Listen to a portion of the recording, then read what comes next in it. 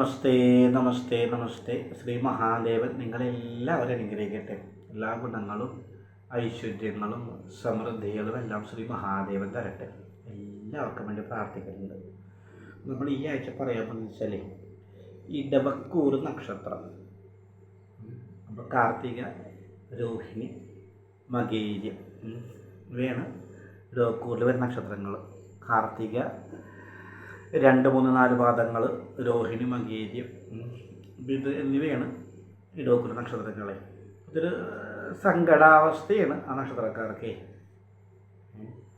ഇടവക്കൂർ നക്ഷത്രക്കാർക്ക് ഈ ആഴ്ച അല്ലെങ്കിൽ ഈ മാസം എന്ന് പറഞ്ഞാലൊക്കെ കുറച്ച് സങ്കടങ്ങളും ബുദ്ധിമുട്ടുകളും ഒക്കെയാണ്. പ്രധാനമായിട്ട് കർമ്മരംഗം, ജോലി രംഗത്തൊക്കെ ബുദ്ധിമുട്ടുകളായിരിക്കും. ഏതെങ്കിലും രീതിയിലൊക്കെ നമുക്ക് ദോഷമായിട്ടും ബുദ്ധിമുട്ടായിട്ടും സങ്കടമായിട്ടൊക്കെ ഉള്ള കാര്യങ്ങൾ വന്ന് ചേരും. അതൊരു പ്രധാന കാര്യം. അതുപോലെ തന്നെ കുടുംബത്തിലാണെങ്കിൽ സന്താനങ്ങളായിട്ട്, മാതാപിതാക്കളായിട്ട്, അതല്ലാന്നുണ്ടെങ്കിൽ ഭാര്യയായിട്ടൊക്കെ അന്യോന്യം കലഹിക്കുന്ന അവസ്ഥകൾ വരും. വീട് വിട്ട് മാറി നിൽക്കേണ്ട അവസ്ഥകൾ വരെയും വരും. അങ്ങനത്തെ വിഷമസന്ധികളൊക്കെ നമ്മുടെ കുടുംബത്തിൽ നമ്മളുടെ മിത്രങ്ങളായിട്ടും എല്ലാവരുമായിട്ടൊക്കെ ഉണ്ടാവാനുള്ള ഒരു സമയസ്ഥിതിയാണത്. പിന്നെ പറയണമെങ്കിൽ സുഹൃത്ത് വലയങ്ങളിലൊക്കെ അലോഹ്യങ്ങൾ വരും. അതിനകത്തൊക്കെ കുറച്ച് അകൽച്ചകൾ വരും. പിന്നെ ദൂരയാത്രകൾക്ക് സാധ്യത വന്നേരും. എങ്ങോട്ടെങ്കിലും ദൂരയാത്രക്ക് ജോലിയായിട്ട് ബന്ധപ്പെട്ട മറ്റെന്തെങ്കിലും കാര്യങ്ങളായിട്ട് ബന്ധപ്പെട്ട് പോകാനുള്ള ഒരു സമയസ്ഥിതിയാണ്. പിന്നെ അപകീർത്തികൾ വന്നു ചേരാൻ സാധ്യതയുണ്ട്. എന്ന് വേണ്ട പല രീതിയിലുള്ള ബുദ്ധിമുട്ടുകളാണ് ഇന്ന ആളുകാർക്ക്, ഇടവക്കൂറുകാർക്ക് ഇപ്പോൾ ഉള്ളത്. അപ്പോൾ അതൊന്നും ബാധിക്കാതിരിക്കണം, അതിനൊക്കെ നമ്മൾ ശ്രദ്ധിക്കണം. ഒരു വലിയ ഘടകമാണ്.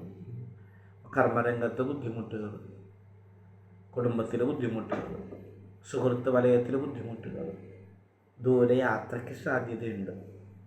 ശാരീരിക സ്ഥിതിക്കാണെങ്കിലും അല്പം പ്രശ്നമാണ്. കാർത്തിക, രോഹിണി, മകേരക്കാർക്ക് ശാരീരികമായിട്ട് ബുദ്ധിമുട്ടുകൾ വരാൻ സാധ്യതയുണ്ട്. സാധ്യതയല്ല, വരും. അങ്ങനത്തെ ഒരു അവസ്ഥയായിപ്പോയി. എന്ത് ചെയ്യാനാണ്? അപ്പം അങ്ങനെ വരാനൊക്കെ ഉള്ളൊരു സ്ഥിതിയുണ്ട്. പിന്നെ പറയുകയാണെങ്കിൽ ഇവർ പ്രവർത്തന മേഖലയിൽ, ഇവർ ചെയ്യുന്ന ജോലി മേഖലയിൽ അവിടെ അലോഹ്യങ്ങൾ വരാനും ചിലപ്പോൾ നമ്മൾക്കത് ജോലിക്ക് തടസ്സമാവാനും അതിൽ നിന്ന് ഭിന്നമായിട്ട് മാറി നിൽക്കാനൊക്കെ തോന്നും. അങ്ങനെയൊക്കെയുള്ളൊരു മനസ്സ് വന്ന് ചേരും. അങ്ങനെയുള്ള അവസ്ഥയുണ്ട്. നമ്മളുടെ വാക് സാമർഥ്യം, വാഗ്ദോഷം കൊണ്ട് അലോഹ്യങ്ങൾ വരും. എല്ലാവരായിട്ട്, കുടുംബത്തിലുള്ള ആൾക്കാരായിട്ട് അലോഹ്യങ്ങൾ വരും. അടുത്തുള്ള പരിസരവാസികളായിട്ട് അലോഹ്യങ്ങൾ വരും. അങ്ങനെയൊക്കെയുള്ള സ്ഥിതിയാണ് ഇപ്പോഴത്തെ സമയം എന്ന് പറഞ്ഞാൽ. പിന്നെ ഒരു മെച്ചം അല്ലെങ്കിൽ ഒരു ഭാഗ്യം, ഇതൊരു ഗുണം എന്ന് പറയാൻ ഉള്ളത്, ആരെങ്കിലുമൊക്കെ നമ്മളുടെ സഹായം പറ്റിയ ആൾക്കാരുണ്ടെങ്കിൽ, ധനമായിട്ട് ബന്ധപ്പെട്ട, സ്വർണം, മറ്റ് സാമൂഹികമായിട്ട് ബന്ധപ്പെട്ട, അല്ലെങ്കിൽ വാഹനമായിട്ട് ബന്ധപ്പെട്ട ഏതെങ്കിലും രീതിയിൽ നമ്മളുടെ നിന്ന് സഹായം പറ്റിയിരിക്കുന്ന ആൾക്കാർ തിരിച്ച് നമുക്ക് തരാനുള്ളൊരു മനസ്സുണ്ടാവും അവർക്ക് ഈ സമയത്ത്. അവയൊക്കെ തിരിച്ച് കിട്ടാനുള്ളൊരു സമയമാണിത്. അതൊരു ഗുണസ്ഥിതിയാണ്. ബാക്കി പറഞ്ഞ ബുദ്ധിമുട്ടുകളാണ്. ശാരീരിക ബുദ്ധിമുട്ടുകൾ വരും, ഭാര്യയായിട്ട് കലഹങ്ങൾ വരും, മാതാപിതാക്കളായിട്ട് കലഹങ്ങൾ, അലോഹ്യങ്ങൾ വരും, സന്താനങ്ങളായിട്ട് അലോഹ്യങ്ങൾ വരും. വിവാഹം കഴിച്ചു പോയിരിക്കുന്ന സന്താനങ്ങളുണ്ടെങ്കിൽ അവരെക്കാട്ട് അലോഹ്യങ്ങൾ. അതുകൊണ്ട് തന്നെ അവരായിട്ട് എന്തെങ്കിലും രീതിയിൽ ഭിന്നമായിട്ട് ചിന്തിക്കാനും പ്രവർത്തിക്കാനൊക്കെ ഉള്ള മനസ്സൊക്കെ വന്ന് ചേരും. അങ്ങനെയുണ്ട്. ഇങ്ങനെയുള്ള കുറച്ച് ബുദ്ധിമുട്ടുകളാണ്. ദുഃഖവാർത്തകൾ കേൾക്കാനിടയാവും, ദുഃഖാനുഭവങ്ങളുണ്ടാവും. അങ്ങനെയുള്ള പല പല ബുദ്ധിമുട്ടുകളാണ് അവർക്ക്. ഇതൊക്കെ മോചനം കിട്ടണം. വാസ്തവത്തിൽ ഇങ്ങനെ ഈ ബുദ്ധിമുട്ടായിട്ട് പോയിട്ട് കാര്യമില്ല. ഇന്ന് മോചനം കിട്ടണം. അതിന് വേണ്ട മാർഗങ്ങളുണ്ട്. എന്നാലും നമ്മൾക്ക് ഈ ബുദ്ധിമുട്ടുകളാണെന്നുള്ളത് നമ്മൾ മനസ്സിലാക്കി തന്നെ മുന്നോട്ട് പോകണം. അതല്ലെങ്കിൽ ഇതിലും വലുതായി പോകും കാര്യങ്ങളെ. നമുക്ക് ഇങ്ങനെയുള്ള ബുദ്ധിമുട്ടുള്ള സമയമാണ്, സന്ദർഭമാണ് എന്ന് മനസ്സിലാക്കി വേണം നമ്മളെല്ലാവരുമായിട്ട് ഇടപഴകാനും പെരുമാറാനും എല്ലാം, അത് കുടുംബത്തിലാണെങ്കിലും കൂടപ്പറപ്പിനോടാണെങ്കിലും ഭാര്യയോടാണെങ്കിലും മാതാപിതാക്കളോടാണെങ്കിലും ഒക്കെ നമ്മൾ സന്താനങ്ങളോടൊക്കെ നമ്മൾ ഒരു സൗമ്യമായിട്ടും ഒരു മിതമായിട്ടൊക്കെ പെരുമാറാനുള്ളൊരു സാഹചര്യം നമ്മൾ ഉണ്ടാക്കണം. അല്ലെങ്കിൽ നമ്മളുടെ പെരുമാറ്റ പ്രശ്നം കൊണ്ട് തന്നെ ലോഹ്യങ്ങൾ വന്ന് ചെയ്യും. അപ്പോൾ അത് നമ്മൾ മുൻകൂട്ടി കണ്ടുകൊണ്ട് തന്നെ നമ്മൾ എല്ലാവരോട്ടും ഇടപഴകണം. ഇങ്ങനെയൊക്കെ വരാൻ സാധ്യതയുണ്ട് എന്ന് മനസ്സിലാക്കി തന്നെ ഇടപഴകണം. ജോലി രംഗത്തും അങ്ങനെ തന്നെ, അതല്ലെങ്കിൽ ജോലി രംഗത്തും പ്രശ്നങ്ങൾക്ക് സാധ്യതയുണ്ട്. അപ്പോൾ അതൊന്നും വരാതിരിക്കാൻ നമ്മൾ കൃത്യമായിട്ട് തന്നെ ഇതെല്ലാം മനസ്സിലാക്കി എല്ലാവരോടും പെരുമാറാനുള്ള മനസ്സുണ്ടാവണം. പിന്നെ ആരോഗ്യസ്ഥിതി രക്ഷിക്കാൻ നോക്കണം. ആരോഗ്യസ്ഥിതി മോശമാണ്. അപ്പോൾ അത് വേറെ രോഗാവസ്ഥകൾ വരാതിരിക്കാനും വാഹനം മറ്റുള്ളതായിട്ട് ബന്ധപ്പെട്ടൊന്നും ബുദ്ധിമുട്ട് വരാതിരിക്കാനൊക്കെ നമ്മളെല്ലാത്തിനും ശ്രദ്ധയുണ്ടാവണം. അതൊരു പ്രധാന ഘടകമാണ്.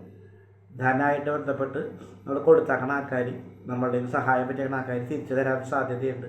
അപ്പോൾ അത് വാങ്ങിച്ച് കൃത്യമായിട്ടൊക്കെ ഉപയോഗിക്കാനും ദൂരത്തായി പോവാതിരിക്കാനൊക്കെ ശ്രദ്ധിക്കണം. കാരണം ഈ ദോഷമേത് അതൊക്കെ ദൂരത്തായിട്ട് പോകാൻ സാധ്യതയുണ്ട്. ആ ദൂരത്തായിട്ട് പോയി കഴിഞ്ഞാൽ അനവധി നഷ്ടങ്ങളായി പോകും. അപ്പോൾ അങ്ങനെ ഒന്നും വരാതിരിക്കാൻ നമ്മളത് ശ്രദ്ധിക്കണം. അപ്പോൾ അങ്ങനെ നമ്മളുടെ എല്ലാ കാര്യങ്ങളും ഒന്ന് ശ്രദ്ധിക്കേണ്ട സമയമാണിത്. എല്ലാ രീതിയിലും നമുക്ക് വിഷമങ്ങളും ബുദ്ധിമുട്ടൊക്കെ വരാൻ പറ്റുന്നൊരു സമയമാണ്. ഇതെല്ലാവർക്കും ഉണ്ടാവണമെന്നില്ല, അങ്ങനെയുണ്ട്. ഇപ്പോൾ ഈ കാർത്തിക രോഹിണി മകീരക്കാർക്ക് എല്ലാവർക്കും ഈ ബുദ്ധിമുട്ടുണ്ടാവണമെന്നില്ല കേട്ടാ. അത് ചില ജാതകവശാല ബുദ്ധിമുട്ടുള്ള ആൾക്കാർക്കാണ് കൂടുതലായിട്ട് അനുഭവം വരുള്ളൂ. എന്തായാലും ഇതിന് പരിഹാരമുണ്ട്. ആ പരിഹാരം കഴിച്ച് പ്രാർത്ഥിക്കാം. ഏതായാലും അടുത്തുള്ള അയ്യപ്പസ്വാമി ക്ഷേത്രത്തിൽ, അതല്ലെങ്കിൽ ശ്രീകൃഷ്ണസ്വാമി ക്ഷേത്രത്തിലൊക്കെ പോയി വഴിപാട് കഴിക്കാം. അയ്യപ്പസ്വാമിക്കാണെങ്കിൽ നീരാഞ്ജനം എള്ളുതിരിയൊക്കെ വഴിപാട് കഴിച്ച് പ്രാർത്ഥിക്കാം. കരിക്കഭിഷേകം കഴിച്ച് പ്രാർത്ഥിക്കാം. അത് വളരെ നല്ലതാണ്. ശ്രീകൃഷ്ണസ്വാമിക്ക് ഭാഗ്യസൂക്ത മന്ത്രാർച്ചന, നെയ്വിളക്ക് എന്നിവ കഴിച്ച് പ്രാർത്ഥിക്കാം. അത് വളരെ നല്ലതാണ്. മഹാദേവന് കൂവളത്തല കൊണ്ട് അർച്ചന കഴിച്ച് പ്രാർത്ഥിക്കാം. അത് ഈ ദുരിതങ്ങൾ വിട്ടുമാറാൻ വളരെ വിശേഷമാണ്. ഇവരനുഭവിക്കുന്ന ഈ കാർത്തിക രോഹിണി മകീരക്കാൻ അനുഭവിക്കുന്ന ബുദ്ധിമുട്ടിൽ നിന്ന് മോചനം കിട്ടാനായിട്ട് വളരെ വിശേഷമാണ്. മഹാദേവ ക്ഷേത്രത്തിൽ കൂവളത്തിൽ കൊണ്ട് അർച്ചന കഴിച്ച് പ്രാർത്ഥിക്കാം. അയ്യപ്പസ്വാമിക്ക് നീരാഞ്ജനം അല്ലെങ്കിൽ കരിക്കഭിഷേകം കഴിച്ച് പ്രാർത്ഥിക്കാം. ശ്രീകൃഷ്ണസ്വാമിക്ക് നെയ്വിളക്ക്, ഭാഗ്യസൂക്ത മന്ത്രാർച്ചന എന്നിവ കഴിച്ച് പ്രാർത്ഥിക്കാം. അപ്പോൾ അങ്ങനെ വഴിപാട് കഴിച്ച് പ്രാർത്ഥിക്കുമ്പോൾ നമ്മൾ അനുഭവിക്കുന്ന ബുദ്ധിമുട്ടിൽ നിന്ന് മോചനം കിട്ടും, ഒരു സംശയം വേണ്ട. അപ്പോൾ എന്തായാലും അങ്ങനെ അനവധി വിഷമിക്കാൻ വേണ്ടി പറയണല്ല, അറിഞ്ഞിരിക്കാൻ വേണ്ടി പറയുന്നതാണ്. ഈ നാളുകൾക്ക് അല്പം ബുദ്ധിമുട്ടുകളാണ്. അപ്പോൾ അത് അറിഞ്ഞിരുന്നുകൊണ്ട് തന്നെ നിങ്ങൾ എല്ലാ കാര്യങ്ങളും ഇടപഴകുക, എല്ലാ കാര്യങ്ങളും ശ്രദ്ധിക്കുക. അപ്പോൾ നമുക്ക് അത്യാവശ്യത്തിലേക്ക് പോവില്ല. ഇപ്പോൾ നമ്മൾ ഡോക്ടറെ കണ്ട് നമുക്ക് ഷുഗറുണ്ട്, അല്ലെങ്കിൽ അത് കൂടുതലായിട്ട് നിൽക്കുകയാണ്, അല്ലെങ്കിൽ പ്രഷർ കൂടുതലായിട്ട് നിൽക്കുകയെന്ന് പറയുമ്പോൾ നമ്മൾ ആഹാരം ശ്രദ്ധിക്കും. ആഹാരത്തിലുള്ള ഇങ്ങനെയുള്ളവയുടെ അളവ് അങ്ങോട്ട് കുറയ്ക്കും. അപ്പോൾ അത് കൂടെ നമുക്ക് ബുദ്ധിമുട്ടുണ്ടെന്ന് അറിഞ്ഞ് കഴിയുമ്പോൾ നമ്മളതൊന്ന് ശ്രദ്ധിക്കണം. അത് വളരെ അനിവാര്യമാണ്. അപ്പോൾ എല്ലാവരും അവരുടെ നാളായിട്ട് ബന്ധപ്പെട്ടുള്ള കാര്യങ്ങളിലൊക്കെ ശ്രദ്ധിക്കുക കേട്ടോ. എല്ലാവരും ദോഷങ്ങളും ദുരിതങ്ങളും ആപത്തിലെല്ലാം നീങ്ങട്ടെ. ഈ പരിഹാര വഴിപാടുകളൊക്കെ കഴിച്ച് പ്രാർത്ഥിക്കുക. അപ്പോൾ അത് അത്യാപത്തിലേക്കൊന്നും പോവില്ല. എന്താണെങ്കിലും എല്ലാവരും ദോഷങ്ങളും ദുരിതങ്ങളും ആപത്തിലെല്ലാം നീക്കിത്തരട്ടെ ശ്രീ മഹാദേവൻ. നമ്മളുടെ വീഡിയോസൊക്കെ ഇഷ്ടമാവണ്ടെങ്കിൽ നമ്മൾ സബ്സ്ക്രൈബ് ചെയ്യുക, നമ്മുടെ ചാനൽ ഷെയർ ചെയ്യുക, ലൈക്ക് ചെയ്യുക, നമ്മളുടെ ഈ സംരംഭം പ്രോത്സാഹിപ്പിക്കുക. നിങ്ങളെല്ലാവരും ശ്രീ മഹാദേവൻ അനുഗ്രഹിക്കട്ടെ. എല്ലാവർക്കും വേണ്ടി പ്രാർത്ഥിക്കുന്നുണ്ട്. ശുഭരാശംസകൾ, എല്ലാ നന്മകളും നേരുന്നു. ഓം നമഃ ശിവായ, ഓം നമഃ ശിവായ, ഓം നമഃ ശിവായ.